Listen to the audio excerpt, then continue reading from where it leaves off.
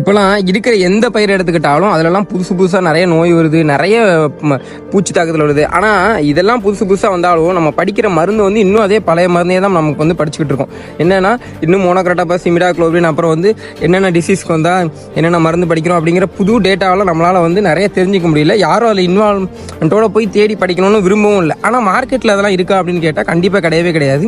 இன்னுமே வந்து நிறைய புதுசான மருந்தெல்லாம் இருக்குது. நீங்கள் இன்னுமே வந்து போயிட்டு அந்த பழைய மருந்தே வந்து நான் படித்து முடிச்சிருக்கேன், இந்த மருந்துலாம் பயன்படுத்துங்க அப்படின்னு சொன்னால் ஃபார்மர்ஸே பார்த்து சிரிப்பாங்க. என்னப்பா இந்த மருந்தெல்லாம் இன்னுமாப்பா யாரும் பயன்படுத்துகிறாங்க, இன்னும் மார்க்கெட்டில் எவ்வளோ இது இருக்குது அப்படின்னு தெரிஞ்சுப்பாங்க. அது மட்டும் இல்லாமல் நீங்கள் சொல்கிற அந்த மருந்து கடையில் இருக்கா அப்படிங்கிறது தெரியாது முதல்ல.